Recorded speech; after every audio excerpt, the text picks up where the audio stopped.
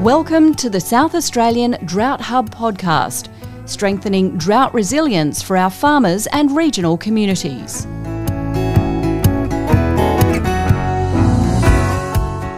What does the weather look like for the season ahead? It's an annual question asked by pretty much all primary producers. One of the big determinants is that of El Niño. G'day, I'm Drew Radford, and just before recording this, the Bureau of Meteorology changed its El Niño Southern Oscillation outlook from watch to alert, indicating a 70% chance of El Niño forming this year.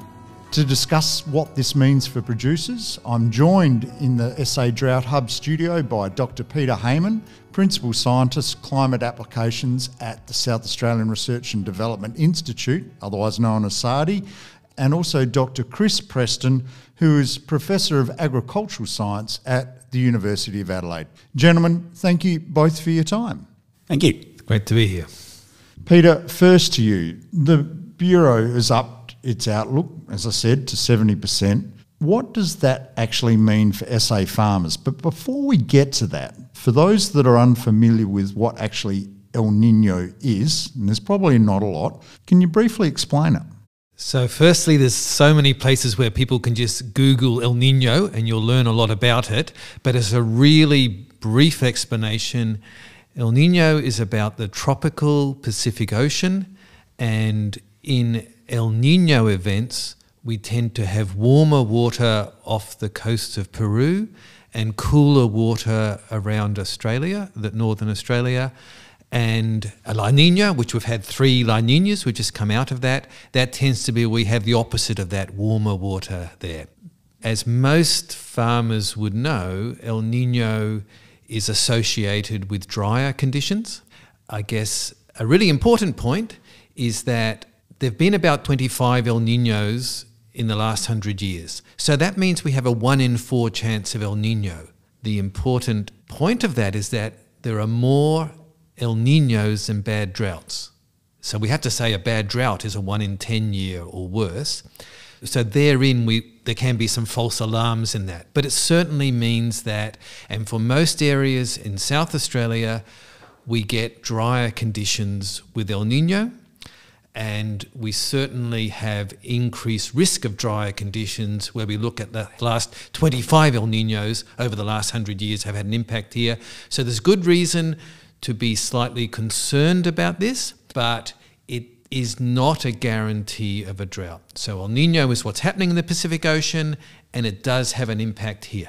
I think that's a really important distinction, because a lot of minds automatically go, well, that's what they're forecasting, that's what we're going to get. Yeah, that's right. And so, and if you can Google El Niño and look at news, it's almost always pictures of drought or starving animals or something like that. And likewise with La Nina, we say it's always floods. But it's just really useful to just remind ourselves that there are many more El Niños than bad droughts. So let's think of it as increasing the chance of drier conditions. At the moment, we are not in an El Niño.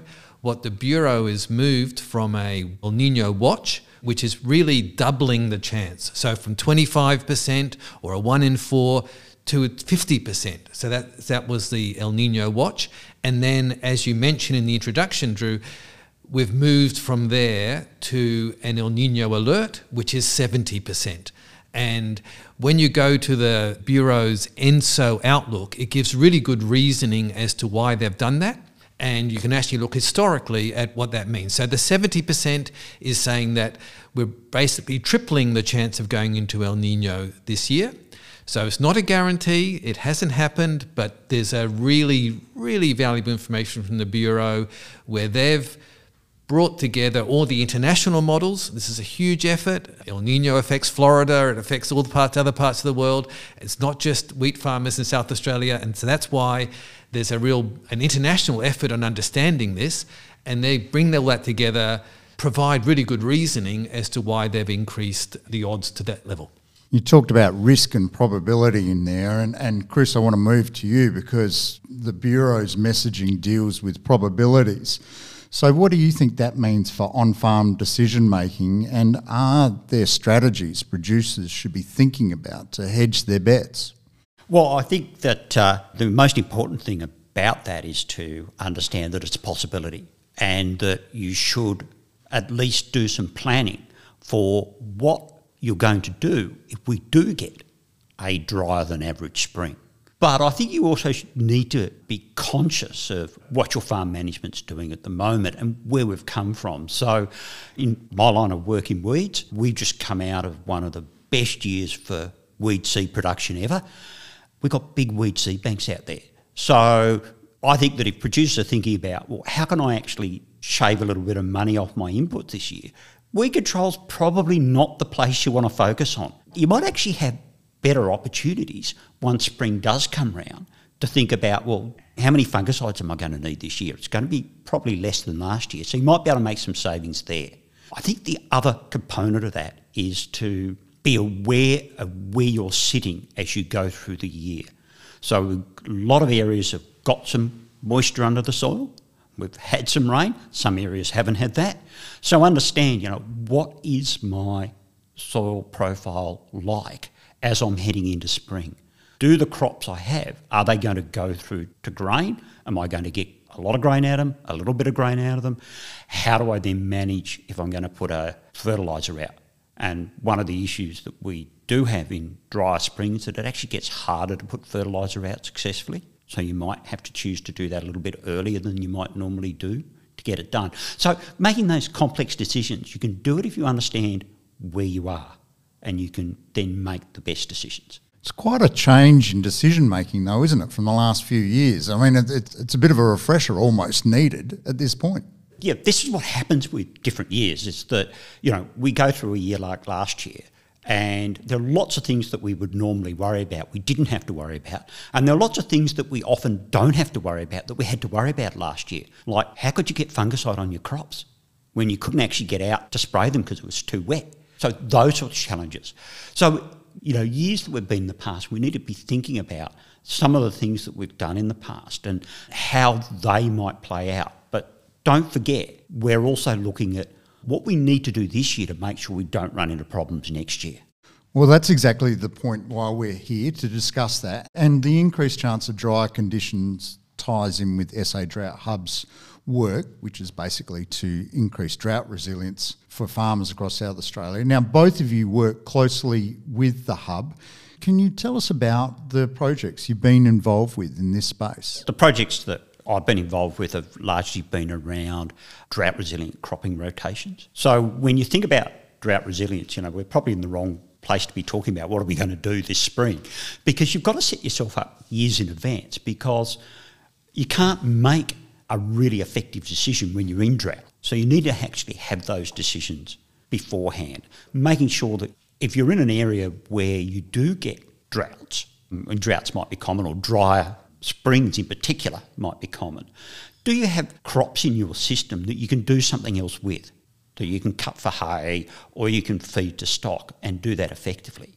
Whereas in a year like last year, just everything went through to grain. Have you been conducting workshops in this space as part of Drought Hub's work? So we've been having some field trials with the farming systems groups where they've been showcasing some different opportunities that you could think about. So some of that's been around mixed species annual pastures, but also about growing crops that you could choose to do something else with if it turns into drought. So we had a trial where we were growing a vetch with the idea that we could brown manure the vetch, get nitrogen in the ground, weed control if it did turn to drought. If it didn't, you could harvest the seed or you could feed stock on it. So it's about this flexibility for different situations.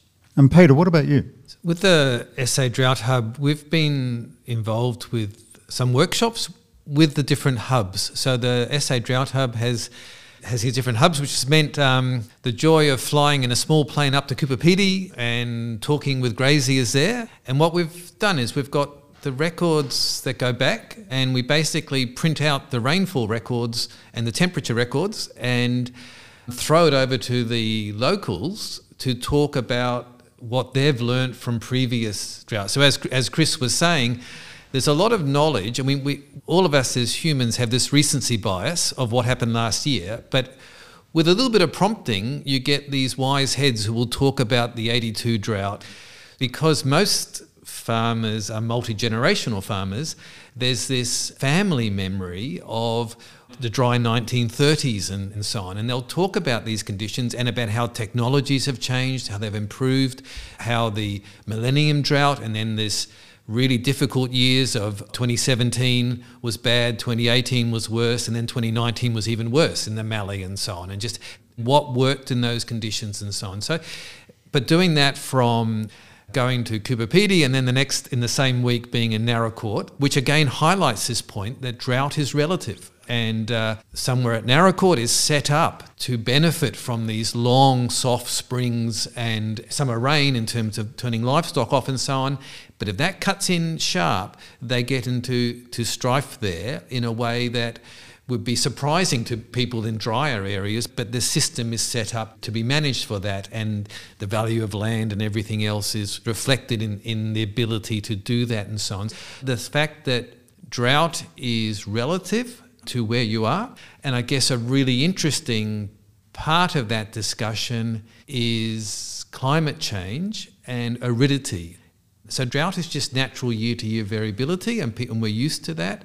Are we seeing warming and in some cases drying, which is actually a longer-term challenge to the system and a longer-term trend?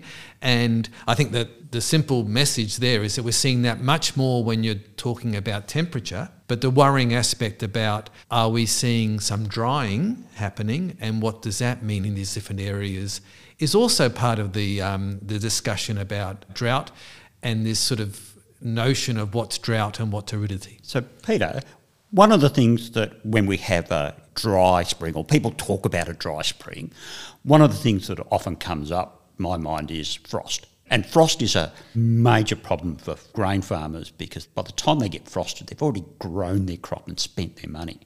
What does the climate data tell us about that? It's a really good question. I guess, firstly, one of the challenges is finding good climate data on minimum temperature.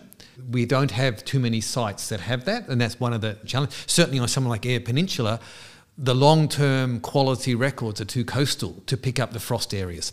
But we were looking at that in the Mallee just recently. I was in a Drought Hub meeting yesterday talking about this. With an El Niño, because it's clear skies, what you would expect is more hotter days and colder nights. We become more like Alice Springs, if you like, as we have an El Niño event. Less like Victor Harbour, more like Alice Springs, if we were to have El Niño conditions. The proviso of that, and this sounds like classic researcher gobbledygook, but if we're playing bets on what's the most number of frosts, you will win with El Niño. If we're playing bets on the latest frost, these late spring frosts, which do so much damage in grains industry, with pulses, with grains, but also with viticulture and so on, and horticulture, these late spring frosts are unfortunately best understood as random. So when you look at the 10 latest frosts, they're not lined up this way. So that they're just better understood as just random weather events. So we'd love to be able to say, because it's an El Niño, it's an easy story. We know what will happen with these late spring frosts. Or if it's a La Niña, that we won't get frosts. 2016, which was a really wet year and a really good year, there were some terrible frosts. And as Mick Faulkner, who knows more about frost than most people, as a consultant in the mid-north, points out, is that a frost in a good year costs you a lot more than frost in a bad year. It's a bit like your weed control story. So I think what I take away from that, Peter, is that, we didn't worry much about frost last year, but it's probably just back to normal. So if you're farming in a frost-prone area, then you go back to what you were doing before, monitoring for frost, taking effective action when you can. We know in grains that one of the things you really need to do in managing a frost well is to take that action early. Yeah, and I think, as you were saying earlier, with all this risk stuff, one of the aspects is getting the best information about what's coming in the future. But what we are saying is that we can't give this artificially crystal view of what is coming in the future. What you can do is set yourself up to respond when something happens, and that's a lot of good managers are doing this, having the ability to know whether they would cut for hay, when they would put the stock on, if it was frosted or droughted, and when to do that decision. Also, to work that out onto what paddocks they would do that first, because these sort of operations, you can't do the whole farm in a couple of days. So this sort of clear planning and setting up for a range of future contingencies. And a problem with forecasting is that sometimes we can sound overly confident and say, oh, I've only got a plan for one future, which is bad risk management. Whereas actually we're saying plan for a range of futures. Just the wet futures are less likely this year and the dry futures are more likely, but we never have, at these sort of El Niño seasonal forecasts, we never have the confidence like we do with short-term weather forecasts to really plan for a single future. And that's hard to do, but for these costly decisions, it's well worth doing, I think. For those listening, what are the key takeaways you'd like people to have from this as they're potentially planning for a possible dry period? Well, I think the biggest thing from my point of view is to say, all right, well, what happened last time we had conditions like this, where we had a moderately good start, but then it came dry in spring?